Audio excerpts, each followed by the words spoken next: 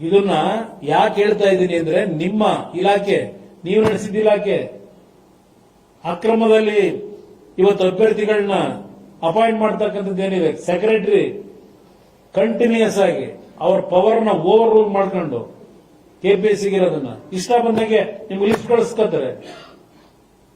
ಏನ್ ಆಕ್ಷನ್ ತಗೊಂಡಿದ್ರಿ? ಅವ್ರ ಮೇಲೆ ರಜತ್ ಮೇಲೆ ಕಳಿಸಿದ್ರಿ. ಯಾವ ಅಧಿಕಾರಿಗಳ ಮೇಲೆ ತಪ್ಪು ಮಾಡಿರೋದಕ್ಕೆ ಏನ್ ಆಕ್ಷನ್ ತಗೊಂಡಿದ್ರಿ? ಈಗ ಇದ್ಯಾವುದು ಜ್ಞಾನೇಂದ್ರ ಗಂಗವಾರ ಗಂಗವಾರು ನೋಡೋಣ, ಗೊತ್ತಾಗುತ್ತಲ್ಲ. ಏನ್ ತಗೋತೀರಿ ಆಕ್ಷನ್? ಸಿಐಡಿ ತನಿಖೆ ಮಾಡಿ. ಇದೇನ್ ನಡೆದಿದೆ ಹೇಳಿ ಜನಗಳ ಮುಂದೆ. ನಿಮ್ ಕಾಲದಲ್ಲಿ ಏನ್ ಮಾಡಿದಿರಿ?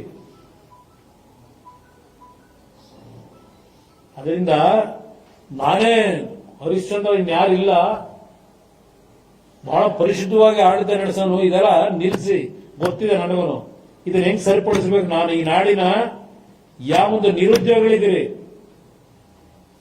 ನೀವ್ ಎದ್ದೇಳದೇ ಇದ್ರೆ ಈ ನಿರುದ್ಯೋಗಿಗಳು ನಿಮ್ ಉದ್ಯೋಗ ದೊರಕೋದು ಅಷ್ಟು ಸುಲಭ ಇಲ್ಲ. ಮನೆ ಮಠ ಹಾಳು ಮಾಡ್ಕೊಂಡು 1 ಕೋಟಿ 2 ಕೋಟಿ ದುಡ್ಡು ಕೊಟ್ಟು ಇಲ್ಲಿ ಅಪಾಯಿಂಟ್ಮೆಂಟ್ ತಗೊಂಡು ಯಾರ ತರ ಹೊಡಿತೀರ ಮೇಲೆ ನೀವು? ಯುವಕರಿಗೆ ನಾನು ಹೇಳಕ್ ಬಯಸ್ತೀನಿ, ಇಲ್ಲೆಲ್ಲೋ ನಾನೊಂದು ಸಂಪಾದಕೀಯ ನೋಡಿದೆ. ಕೆಪಿಎಸ್ಸಿ ರಾಜಕೀಯ ಹಸ್ತಕ್ಷೇಪದ ತಡೆ ಅಗತ್ಯ. ಹೌದು, ಬರೆದಿದೆ, ದೊಡ್ಡ ಆರ್ಟಿಕಲ್ ಇದೆ ಎಡಿಟೋರಿಯಲ್. ಯಾರು ಈ ರಾಜಕೀಯ ಹಸ್ತಕ್ಷೇಪನ ತಡಿಬೇಕು?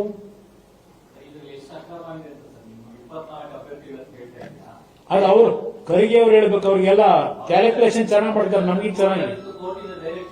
ಯಾರು ಡೈರೆಕ್ಷನ್ ಎಲ್ಲಿ ಕೊಟ್ಟವ್ರೆ? ಅವ್ರನ್ನ ಅಪಾಯಿಂಟ್ಮೆಂಟ್ ಮಾಡ್ಕೊಳ್ಳಿ ಅಂತ ಡೈರೆಕ್ಷನ್ ಎಲ್ಲಿ ಕೊಟ್ಟವ್ರೆ? ಎಲ್ಲಿ ಕೊಟ್ಟವ್ರೆ? ಯಾವ ಕೋರ್ಟ್ ಆದೇಶ ಎಲ್ಲಿದೆ ಅವರಿಗೆ ಕೊಡೋದಕ್ಕೆ? ಈ ಅಕ್ರಮ ನಡೆದಿದೆ ಅಂತ ಗೊತ್ತಾದ ಮೇಲೂ ಮತ್ ನಿಮ್ ಜವಾಬ್ದಾರಿ ಏನು? ಸರ್ಕಾರದ್ದು, ನಿಮ್ ಇಲಾಖೆಗೆ ಸರಿತದು, ನೀವು ತಗೋಬೇಕಲ್ಲ ಡಿಸಿಷನ್. ಅದು ಅವ್ರು ಕೇಳಿ ಗೊತ್ತಿಲ್ಲ ನನಗೆ, ಯಾರು ಕಿಕ್ ಬ್ಯಾಕ್ ಹೋಗಿದೆ ಅವ್ರು ಹೇಳ್ಬೇಕು. ಯಾಕೆಂದ್ರೆ ಅವ್ರು ಪಂಡಿತರಲ್ಲ ಎಲ್ಲಾ ವಿಷಯದಲ್ಲೂ. ಅದನ್ನೇ ಹೇಳ್ತಾ ಇರೋದು. ಏನ್ ಆಕ್ಷನ್ ತಗೋತೀಯಪ್ಪ? ಇದು ಅಕ್ರಮವಾಗಿ ಸೇರಿದವರು ರಿಪೋರ್ಟ್ ಇದೆ.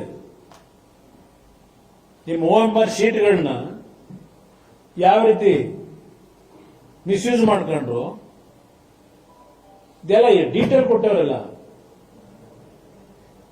ಇದ್ಯಾಕೆ ಕೊಟ್ಟವ್ರು ಈ ರಿಪೋರ್ಟ್? ಇದ್ಯಾಕೆ ಬಂದಿದೆ? ಇದ್ರೊಳಗೆ ಏನಿದೆ ಇದರಲ್ಲಿ ಗೊತ್ತಿಲ್ಲ ನಿಮಗೆ?